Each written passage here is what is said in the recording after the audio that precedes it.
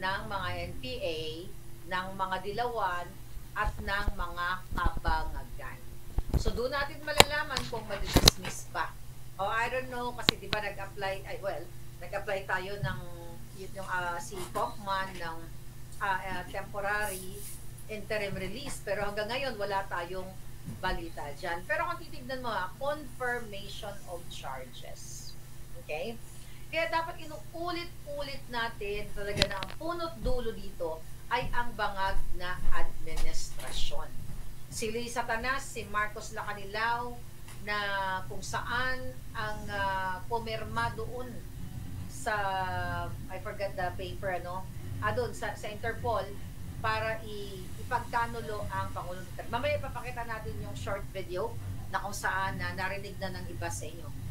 So ngayon mga kababayan, so kung titignan mo ang salitang confirmation of charges, di ba? Confirmation of charges sa September 23, meaning hindi pa talaga guilty ang Pangulong Duterte sa kanyang binabato sa kanyang mga kaso. Kaya nga, di ba, wala naman talagang warrant of arrest na in-issue ang ICC prior to that kidnapping or illegal na, okay, so ito may naisip ako, baka makalimutan ko.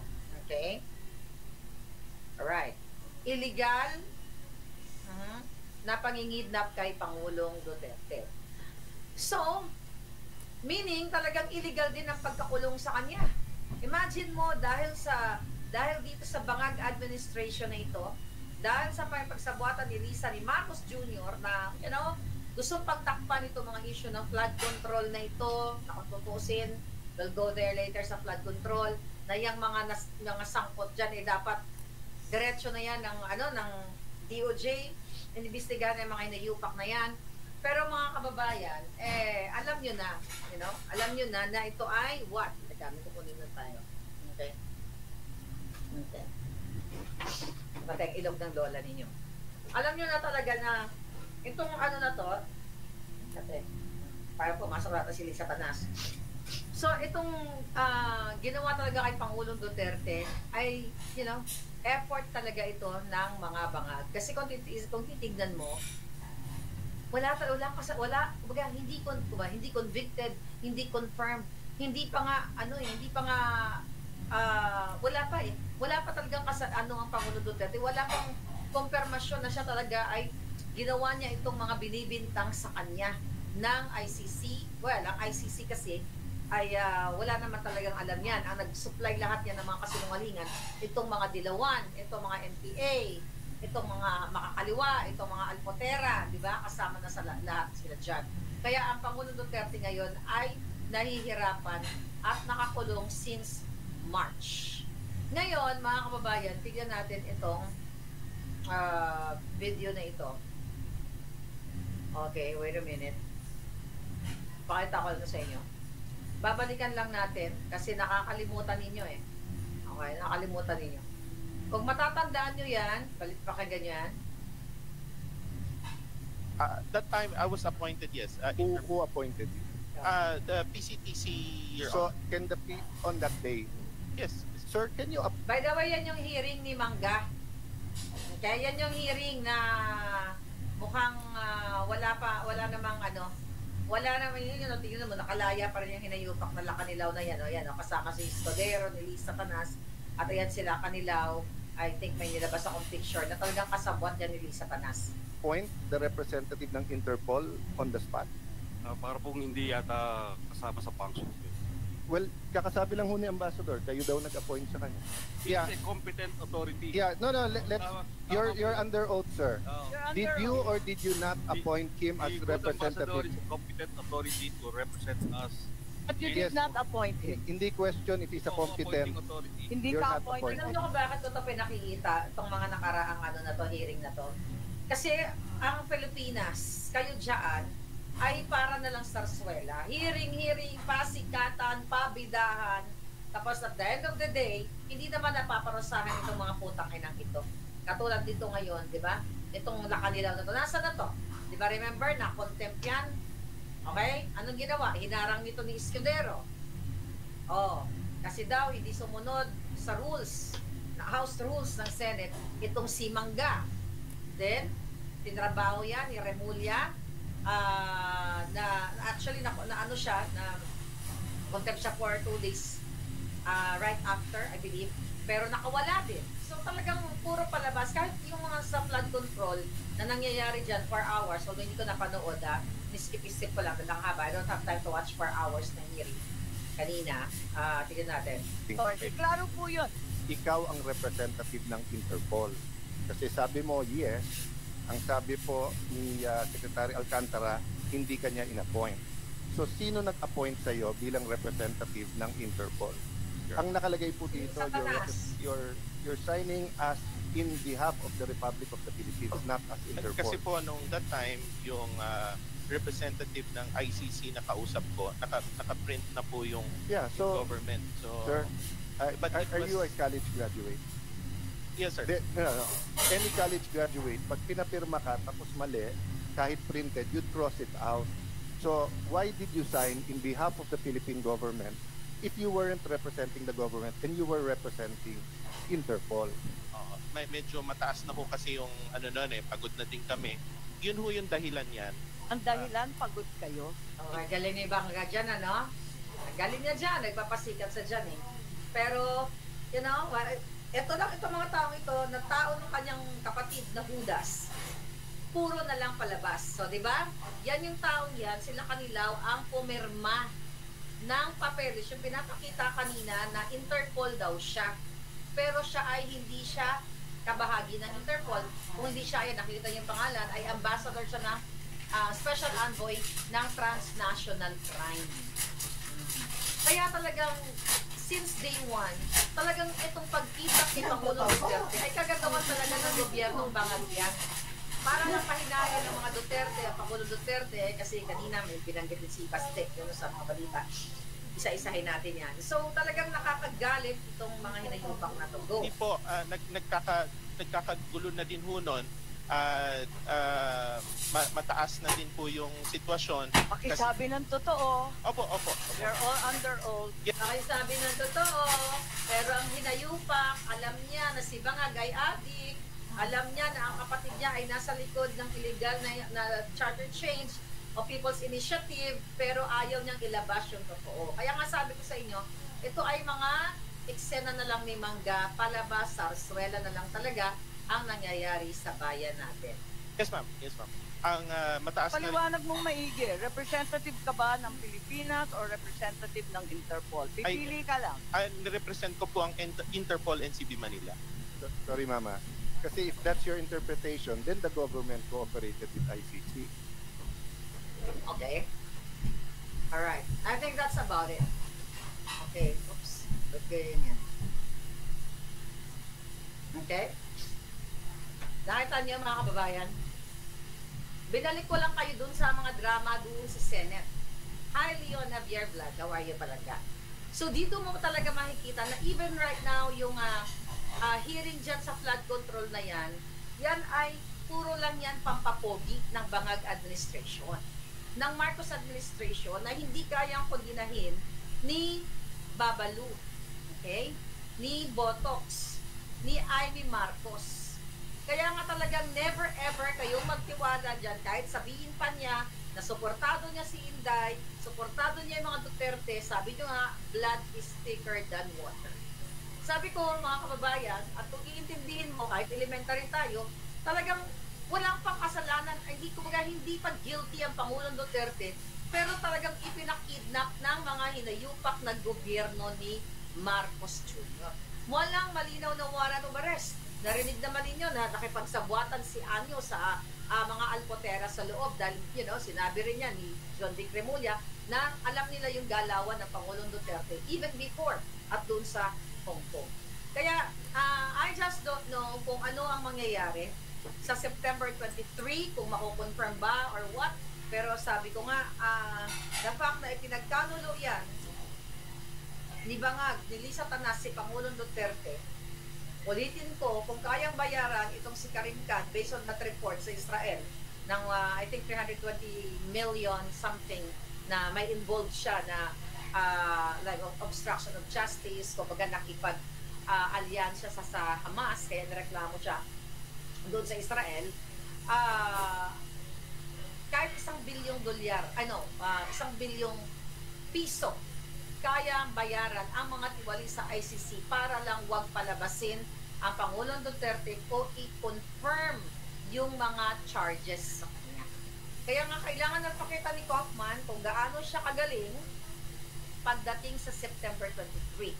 And it just so sad na yung interim release ay wala pa tayong balita. And now, nandyan si Inday Sara, duman ng Kuwait, pumunta ng Paris, and I hope maging fruitful talaga yung kanyang lakad dyan. Kasi kinulong na nila si Pangulong Duterte, sa pilitan nilang kinulong. Wala ang warrant of arrest eh. Nakita nyo, narinig nyo. Pinirmahan ng gagong sila Kanilaw na siya ay part daw siya ng Interpol, pero hindi naman siya Interpol. Diba? Special envoy lang siya. So talagang itong ginawa nila, mga kababayan, talagang malinaw talaga na paulit-ulit ko na naman sinasabi dito, na talagang ginipit nila ang Pangulong Duterte. Kaya itong ngayon yung sa flood control na yan, mga cover-up na lang ito sa main issue. Like yung pagkasangkot ni Satanas dyan sa, dito sa Beverly Hills, sa illegal na pulburon. Diba? Si Nadia Montenegro, at least may kahiyan, nag-resign.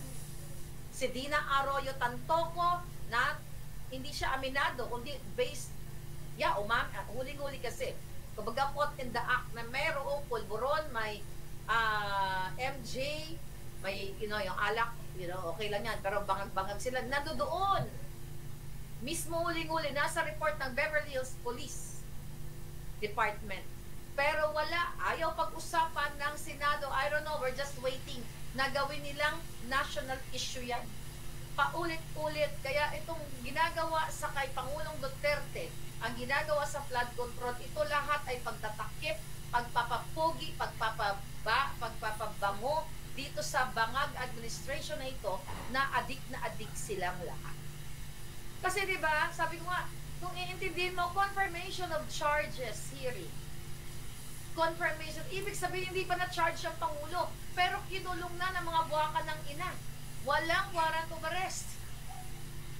Diba? Before siya inaresto. Ang sinabi pa nga ng inayupak na Kanilaw na yan, siya lang kasi ang may passport during that time. Diba? Kaya imagine mo, naka-ready na yung passport niya. Ang sagot nga dyan, kung maalala ko, yung passport daw niya ay nasa kotse. Kasi nungalingan yan. Walang matinong tao na maglalagay ng passport sa kanyang kotse unless na may plano kang umalis papuntang Dahig para, dahil pinlano nyo na ni Satanas, ni Marcos Jr. na kidnapin ang Pangulo. At nung araw ng yon, nung March 11, hindi natin matagpuan ang BFF ni Inday Sara na si Amy Manggagamit. At ngayon, tinatrabaho kayo mga Duterte supporters, pinapabango na ngayon si Amy Marcos, pinagpapaniwala kayo, samantalang ang mahal niyong Tatay Digong, ang mahal nating presidente, andyan, pubutot balat, at umahaba na ang balbas. Buti na lang, andyan ang kanyang, kanyang bunso na si Kitty Duterte, dyan sa Dahig. Kasi hindi talaga sinunod ng bangag administration ang tamang proseso na idaan sa justisya sa atin. Diba? Sa Pilipinas, ang Pangulong Duterte, bago nila ipinagkanulo sa ICC. Kasi kung hindi talaga nila ipinagkanulo yan, mga kababayan, kahit nasabihin pang yung ICC, sinusuplayan kasi nila ng mga kasinungalingan ang ICC. At magaling si Satanas dyan. Diyan sila magaling. Talagang ganti yan kay Pangulong Duterte dahil sa expose ng pulburon na addictus benedictus. Lahat ng palabas, I think that was yesterday, si Congressman ng Navotas, Toby Tiangco, di ba? Nagsimula yan, nag-expose sa mga katiwalian ni Romualdez. Sila yan, magkakamag-anak di ba? Kahapon, nagsalita siya patungkol dun sa 6.7 trillion ng budget sa 2026. Di ba? Nagpalitan sila dyan ni itong sino yun? Yung si Micaela Swansing. Okay? Yung si Micaela Swansing, nagsagutan sila dyan dahil hinahanap ni Toby Tiangco yung ano tawag dito, yung committee report, okay, yung small committee report noong 2025 na kung saan may mga budget insertion. Ngayon, ang sinasabi ni Swansing ay hindi, parang wala daw sa kanya yung kopya na parang dahil bago siya as chairman of the Committee on Appropriation, kaya wala daw sa kanya yung kopya. Nandoon kay Zaldico, isa pa yung hayop na yun. Tama ba yun? Ano yun? Ibig mong sabihin, after ng isang chairman committee, matapos ang kanyang termino o matanggal siya, bit-bit niya lahat ng mga dokumento sa Congress. Nakita niyo kung gaano kayo ginagago ng gobyernong ito, ng mga congressista. Hinahanap yung small committee report na yun. Nung 2025, kasi nga pinag-uusapan nila na mayroong pag-destrong car o pag-i-edit ng budget back in 2025 budget, which is yan din yung nilalaban ni Kong Ungab, ni Atty. Vic, ni Pangulong Duterte noong January 2024 nung kung saan ni-launch nila ang maisog sa Davao. Yan ang pinag-uusapan dyan. Ano, here's Toby Tiangco. Nakamag-anak din nila na okay, sa ngayon natutuwa tayo na, oh wow, ang galing-galing naman ni Toby Tiangco. Kasi ine-expose niya yung mga kakampi niya dati. Di ba, nagkaroon siya ng expose tungkol dun sa AKAP. Di ba? Yung during the campaign na talagang nagbibigayan. Di ba? So ngayon, tayo naman, kayo naman mga palangga, or tayong sumusuporta sa katotohanan. Anong sinasabi natin? Ay, believe tayo, di ba? Believe tayo kay Toby Tiangco. Mukhang magaling. Tapos, uulit na naman, gagawa na naman ng, let's say, ng corruption, ng kaletsyahan, di ba? Mumurahin natin sila din, gagawa ng pasikat na gano'n. Oy, ang galing-galing naman ni Toby Tiangco. It's the same thing na ginagawa ngayon ng Team Alpotera, ng mga scammer na ito, ng mga pokpokita, ng mga buwaka ng ina, na pinapabango si Amy Marcos. Okay? At ngayon, ang ginagawa nila mga palangga, paulit-ulit natin sinasabi, deflection. Right? Hazel Garcia, you're here. Marville, pabalik niya si Miss Kitty sa Pilipinas. I think so, baka tapos na rin. May klase yata. I don't know. Ngayon, mga kababayan, sino itong si Micaela Swansing? Naalala niyo yung unang expose ko sa inyo? Pinakauna. January 2023. Sabi ni Sara P. Palangga, ang galing ni Marcoleta at Congressman Toby Tiangco na hubaran ng mga kawatan. Oo, magaling talaga yung kanilang pagsabi doon. Kaya nga, but anyway, balikan natin to si Micaela Swansing at saka si Horacio Swansing. Yan ang unang expose ko patungkol sa smuggling ng lahat ng klase ng smuggling na nasasangkot si Michael Ma. Paano natin pagtitiwalaan ito? Hearing na naman. Nung January 20, kung hindi ako nagkakamali, so Committee on Ways and Means, January 2023, in-expose nila yan. Doon nga lang ako nakakuha ng balita habang nanonood ako. In-expose nila sa Congress na hey, itong mga 10 taong ito o itong mga 10 demonyong ito kasama si Michael Ma na in-appoint ni Bangag ni Lisa Tanas as special envoy to China na walang black and white, meaning walang papeles pero nagpa-function as special envoy to China hanggang ngayon. Kaya hindi natin alam kung anong tinatransport ni Michael Ma, ni Lisa Tanas, ni Bangag, di ba? Kung anong tinatrabaho ni Michael Ma. Kasi walang black and white eh. Wala siyang pananagutan sa taong bayan kasi walang dokumento na nakapagpapatunay na siya ay in-appoint. Pero nag-function siya as appointee ni Bangag. So ano tinatransport niya? Pera ba? Patuloy ang kanyang mga smuggling business o smuggling activities? Kaya sabi ko, itong si Micaela Swansing na ito, wala itong kwentang babaeng ito. Dahil nag-expose siya tungkol sa smuggling, pero naputol, di ba? After, naalala niyo yung expose natin, after ni-release siya ni Swansing, o nag-speak sila ng tatay niya, nagbalitaktakan sila about dito kay Michael Ma. Ang nangyari dyan, dahil binakbakan ko sa social media yun eh. Diba? Talagang in-expose ko to si Lisa Tanas at saka itong si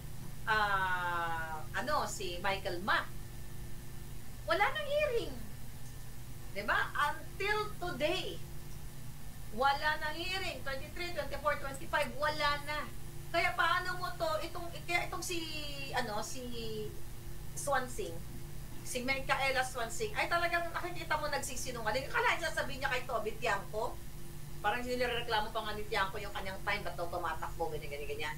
Na supposedly hindi nakastop dahil, hindi dapat counted yung time na nagtatatanong siya about the small committee report. Saan ka makakakita?